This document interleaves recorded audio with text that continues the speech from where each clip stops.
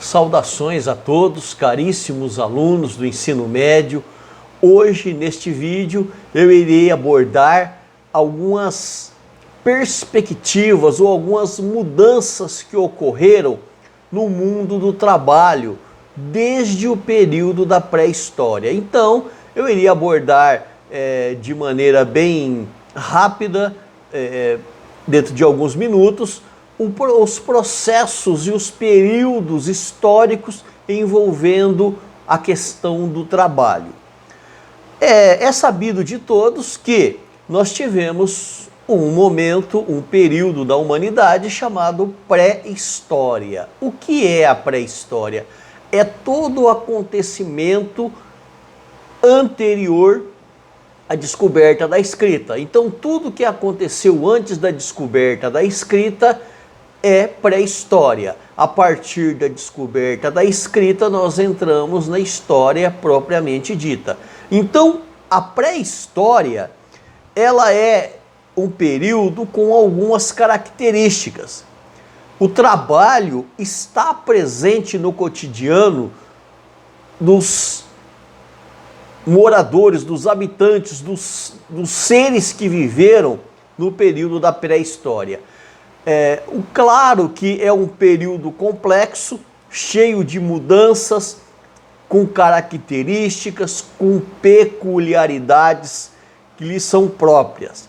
Então, desde que o homem, na pré-história, ele começa a utilizar ferramentas, ou melhor, ele começa a entender que ele pode pegar elementos da natureza e fazer daqueles elementos utensílios para facilitar sua vida, então ele começa a trabalhar. É óbvio que tem um outro sentido, né, que não é o mesmo do trabalho na atualidade. Então os homens ali primitivos, eles em determinado momento, eles começaram a usar, esculpir as pedras para transformá-las em ferramentas. Então, o período também da pedra lascada. Eles aprendem a fazer ferramentas, armas para se defenderem. Isso já é um processo de trabalho. Depois eles aprenderam a polir a pedra e também a idade do metal, né? Eles descobriram que eles poderiam usar esses elementos para facilitar sua vida. Além do que, eles também, nesse processo de adaptação, que em determinados momentos da pré-história, eles viviam um período de hostilidade em relação à natureza e em relação aos animais que os cercavam. Então, esse processo que lhe é característico, da pré-história, o homem, ao produzir coisas para suprir as suas necessidades, ele começa a trabalhar. Só que o trabalho, ele estava associado à garantia da sua sobrevivência. Então, para garantir a sua sobrevivência, então ele começa a trabalhar, entre aspas, porque não era um trabalho como nós imaginamos hoje. Ao fazer os objetos básicos necessários para ele sobreviver, ele começa a produzir dando início ao trabalho. No Antigo Egito, também há algumas características, algumas peculiaridades, porque o Egito, existe até uma máxima que diz que o Egito é uma dádiva do Nilo, do rio Nilo. O rio Nilo, então, ele é um rio muito importante para os egípcios. Foi às margens do Nilo que essa sociedade cresceu, evoluiu e se tornou um grande reino. O Nilo, de tempos em tempos, ele enchia, e quando ele voltava ao seu leito natural, a terra ali em sua volta ficava fértil. Então os primeiros habitantes da região, eles praticavam a agricultura. A sociedade egípcia, ou a civilização egípcia, era dividida em várias classes, categorias. Temos lá o faraó, os sacerdotes, os chefes militares, os escribas, que eram os responsáveis por fazer as anotações, por fazer os registros escritos, o povo egípcio e os escravos. Quem trabalhava pesado nas construções, nas agricultura, na plantação, eram geralmente os escravos. Então, no Egito Antigo, a economia girava em torno da agricultura, era a atividade fundamental. Além da agricultura, eles também trabalhavam na pecuária, na pesca, na caça, na extração mineral. Já no período grego, no período já mais recente, já dentro da história, assim como o período do Egito ali também, já propriamente dito história, na Grécia, o trabalho não era muito bem-vindo pelas elites. Eles admiravam o ócio. Por quê? Segundo os pensadores da Grécia Antiga, trabalhar era mal visto. Quem trabalhava não tinha tempo de se ocupar com o pensamento, com a filosofia, com a literatura, com a escrita, enfim, com as epopeias, com os grandes feitos heróicos da literatura grega. Então, eles viam o trabalho como algo pejorativo, sendo uma função das mulheres e dos escravos. Aristóteles, ele colocava o trabalho em oposição à liberdade. Para ele, quem tinha que trabalhar não era livre. Homero, grande escritor ali, na ocasião, na antiga nobreza, era um objeto desejável. O quê? O ócio. O ócio, ele era desejado pelos nobres, aqueles que não precisavam trabalhar, mas tinham como enviar outras pessoas para trabalhar por eles. O trabalho pesado era feito por mulheres, servos e escravos. Já na Idade Média, cuja economia girava em torno dos feudos, os senhores feudais, os grandes donos de terra, permitia que os trabalhadores do campo utilizassem a terra para produzir, aí eles pagavam impostos e alimentos. Nesse período da Idade Média, o lucro, ele era considerado luxúria, mas o interessante é que era luxúria só quando era do interesse do trabalhador.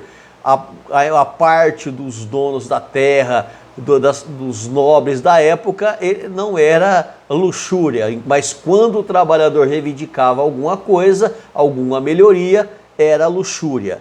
Então, na Idade Média, a economia girou em torno dos feudos até a decadência do feudalismo, cujos trabalhadores da terra não se viam mais pertencentes à terra, eles tiveram que sair das terras onde trabalhavam e a opção que eles tinham era ir para os centros, os grandes centros da época, ou as cidades, que foram crescendo, muito, porque todo o trabalhador do campo passou a ir para as cidades. Então, neste período, também um período de turbulência histórica, que nós temos aí Martim Lutero e a Reforma Protestante, que é um grupo de pessoas que sai de dentro da igreja e formam um movimento protestante que deu origem às igrejas protestantes de hoje.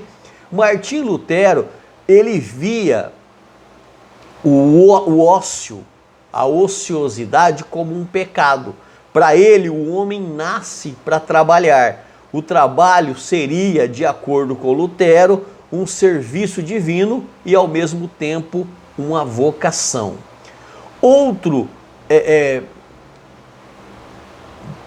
Outra pessoa que também participou da reforma protestante, que ajudou a espalhar esse movimento para o mundo, foi João Calvino, que era um teólogo francês, né? Ele acabaria se tornando um importante personagem para fortalecer o novo sistema que estava surgindo, o capitalismo.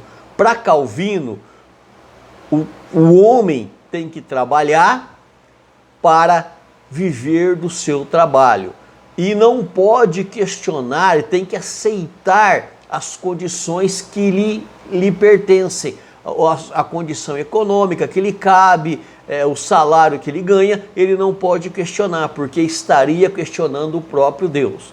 Sendo Deus quem determinava quem deveria ser senhor e quem deveria ser empregado. E essa ordem, se essa ordem alguém tentasse inverter, essa ordem estaria se rebelando contra o próprio Deus.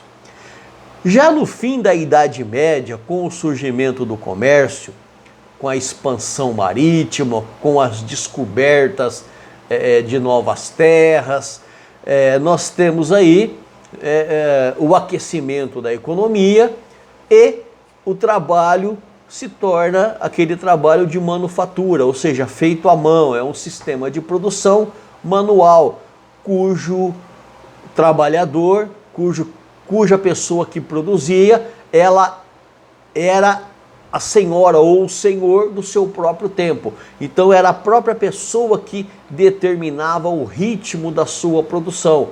Ela fabricava de acordo com as suas intenções, com os seus objetivos. Não tinha alguém para controlá-la, para obrigá-la a produzir mais e mais.